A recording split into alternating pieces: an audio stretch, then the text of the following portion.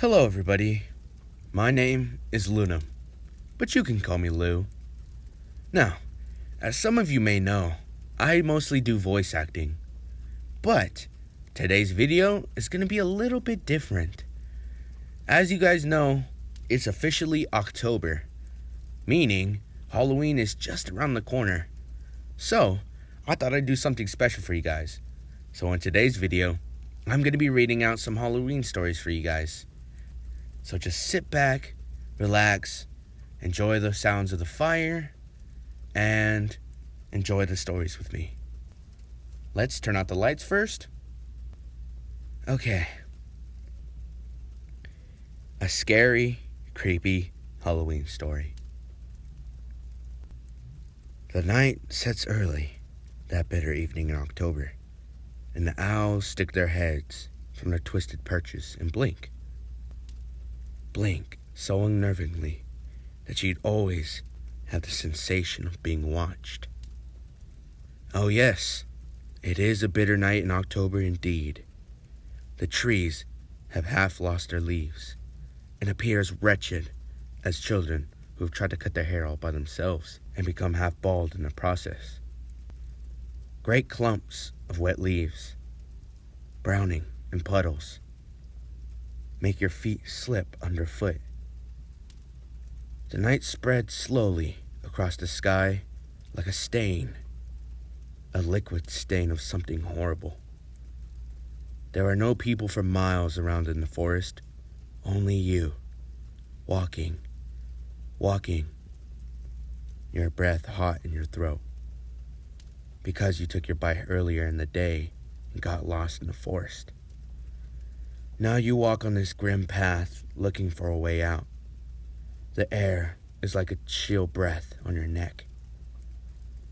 The rose hips drip in bunches, and the spiked chestnuts brush your face as you push through the trees and try to find the road. Your bike? You had to leave it behind. Hours ago, when it became mired in mud. It was impossible to ride or wheel beside you with the thick lug of clay caked all over your wheels. But the worst thing of all isn't that. It isn't that you are going to get in trouble for leaving your bike. It is that you forgot to tell your parents where you would be. And so you know that while they are probably worried about you or where you were, they will have no idea where to come looking for you. And it is getting darker and darker. It is getting colder and colder. You suddenly hear an unearthly sound rising up from the earth. You make a squeak of terror. Your heart beats loudly in your throat. Is it nearby? Or does it echo from behind the mountains, the great ridges that enclose the valley? Was it a wolf? You hope not. You imagine a beast with tough jaws, dripping with a cold frost, large teeth ready to snap you in two. A wolf! Please don't let it be a wolf, you tell yourself. Please don't let it be a wolf. And your feet pound the footpath, and you wrap your jacket more tightly around your body, and you feel your heart beating in your neck, in your belly, like a tiny, hard drum. Suddenly, you realize with a sinking feeling that you are not alone in this forest. Above the brittle wind, there is a murmur. Goblins. You know it is goblins. You've heard stories that there are goblins in this forest, and on this scary dark evening, the voices sound exactly like goblins should sound. They have manic voices. There must be many of them here, you think. Very many of them. Somewhere nearby, they are close, but not too close. Their voices are murmurs, and you can't make out what they are saying, but you stop walking then, very suddenly, and stand very still. Goblins. You can't bear it. You've read books about goblins. You have heard that they bite the noses off of little children and can spirit you away. Nice reference. As though you never existed. Oh, it is a very bad idea to meet goblins on this path. Then you remember something else. Goblins can smell you.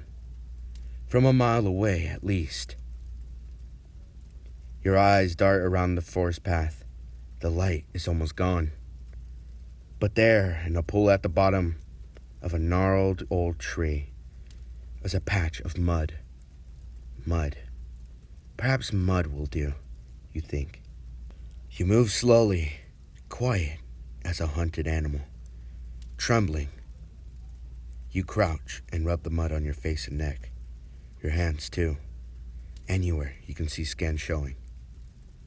The mud is icy and sends shivers through your body as you rub it on your goosebumps. But finally, it is done. You stand up, muddy, cold as Antarctica. The voices murmur and then suddenly rise more loudly than ever. You jump. Too late. Too late to run. You don't even know where to run to. You dart behind a tree. You hide behind that tree. You lean against the chill bark and wait to see the dread goblins. Here they are now. They emerge onto the forest path. You cannot see them properly, for the mud is in your eyes. You are far too frightened to move, even a fraction, to wipe the mud away. You crouch low and hope they don't see you. Hope with every breath in your body that they don't smell you. Here, says one of them finally. Put your things down here. The rest of them stop, right in front of the tree where you are. You remember goblins and their keen senses, their sense of smell, matched just as easily by their sense of vision. You cower behind the tree, with just one eye peeping out.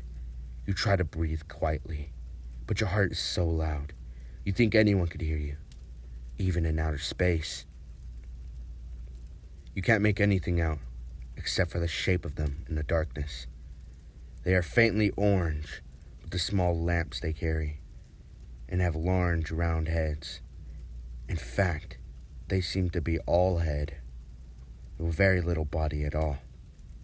You think there must be legs and a tummy carrying them along, but in the darkness, with the mud in your eyes, it is difficult to see. It is perhaps better not to see. Slowly, you let yourself slide down until you are completely hidden behind the tree. What shall we do with our knives? Put them behind that tree. Your heart stops still.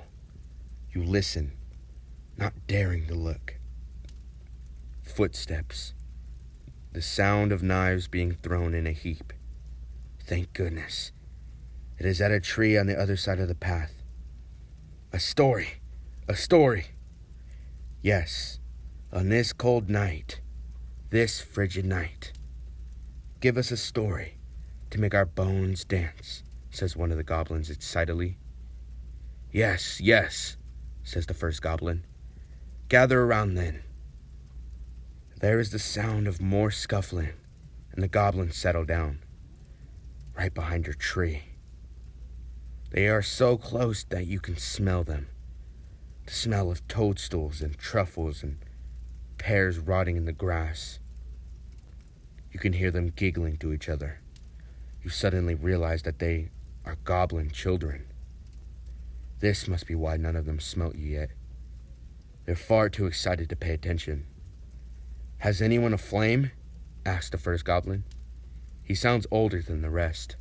He must be their teacher or uncle. Yes, uncle, says the goblins. Light it then, says the uncle, and don't let it go out. I'm going to tell you a story of something more terrible than anything you've ever imagined. You think you are strong? You think you can fight a fight as good as the best of them? You are wrong, my children. Wrong. This is a cautionary tale for you about the wicked that lives in the world.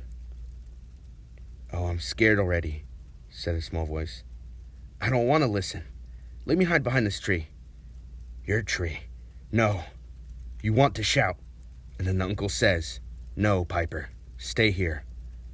This is a scary tale, but you ought to know it. This is a story about something that really happens every October to thousands and thousands of little ones like you. You'll be scared, but it's for your own good. I want to tell you about humans. Humans? Squeaks another of the goblins, and they all chant, ooh, I love stories about humans. Humans, humans, until the uncle says, quiet. Do you want me to tell you the story or don't you? The children goblins settle down for their story. You feel sick to your bones. A scary story about humans? If they find you after a story like this, they will surely attack you. You lay quiet, listening. Well then, says the uncle, humans are the most ferocious creatures you will ever see walk on this earth. They are made of fat and muscle and hair, a most disgusting combination. Their heads are studded with two slimy eyeballs that move in every direction. Their mouths, when they open, are red and cavernous, and inside there is a grotesque glistening tongue and many sharp teeth. Ooh, says the children goblin. They are so horrified that they don't know what to say. The uncle continues. We're going to take a short intermission. Allow me to take a drink.